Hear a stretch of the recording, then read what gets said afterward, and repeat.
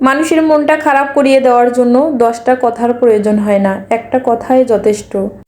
আমাদের সমাজে এমন কিছু মানুষ আছে, সে মনে করে যে কাউকে মনে কষ্ট দিয়ে কথা বললে সে হয়তো অনেক বেশি বড় হয়ে যায়। আসলে সে হয়তো নিজেই জানে না কারো মনে কষ্ট দিয়ে কেউ কখনো বড় হতে পারে না। মাঝে মাঝে এই মানুষগুলোকে দেখে আমি অবাক হয়ে যাই। আসলে কথার আঘাতটা অনেক বড় আঘাত। আসসালামু আলাইকুম এভরিওয়ান, কি অবস্থা সবার? নিউ আরেকটি ডেইলি ব্লগে সবাইকে ওয়েলকাম জানাচ্ছি। কে কোথা থেকে আজকের ভিডিওটা দেখছেন অবশ্যই কমেন্টে জানাবেন।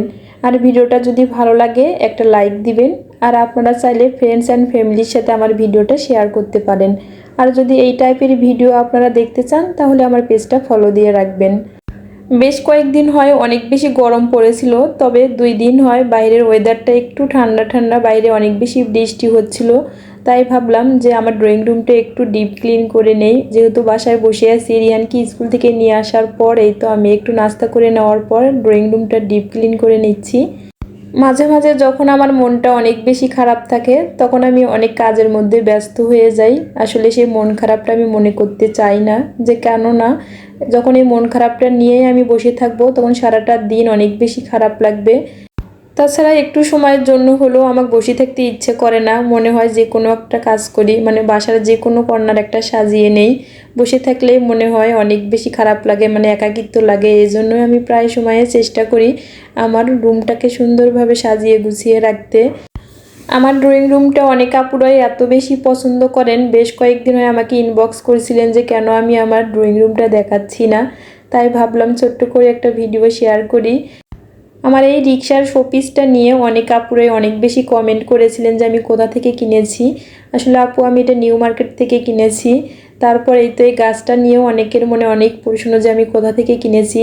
রিহানের স্কুলের পাশে আমি একটা দোকান থেকে এই গাছটা কিনেছিলাম। তবে গাছটা আসলে অনেক বেশি সুন্দর, আমার ড্রয়িং রুমের লুকটাই চেঞ্জ করে দিয়েছে।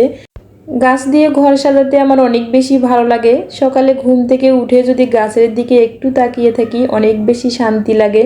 তবে আমার রিয়েল গাছগুলো নষ্ট হয়ে গিয়েছে, যখন আমি গাইবান্ধায় ঈদে বেড়াতে গিয়েছিলাম অনেক বেশি খারাপ লাগছিল গাছগুলো নষ্ট হওয়ার কারণে। তাই ভাবলাম আবার নতুন করে গাছ লাগাতে হবে। তবে এই আর্টিফিশিয়াল গাছটাও দেখতে কিন্তু বেশ সুন্দর। এই তো আমার ড্রয়িং রুমের ফাইনাল লুক, দেখতে কেমন হয়েছে অবশ্যই জানাবেন। এই তো আমি এই কর্নারে এই লতাটা আজকে ঝুলিয়ে দিয়েছি, দেখতেও বেশ ভালো লাগছিল। এই লতাটা রিয়ানের রুমের দেয়ালে ছিল, তবে ভাবলাম যে এখানে আমি একটু এসে কর্নারে ঝুলিয়ে দেই, দেখতে বেশ ভালো লাগবে। তাহলে আজকে এ পর্যন্ত, নেক্সট আরেকটা সুন্দর ব্লগে আপনাদের সঙ্গে আবার দেখা হয়ে যাবে। সে পর্যন্ত সবাই ভালো থাকবেন, সুস্থ থাকবেন। আপনাদের সবার প্রতি শ্রদ্ধা এবং ভালোবাসা রইল। আল্লাহ হাফেজ। আসসালামু আলাইকুম।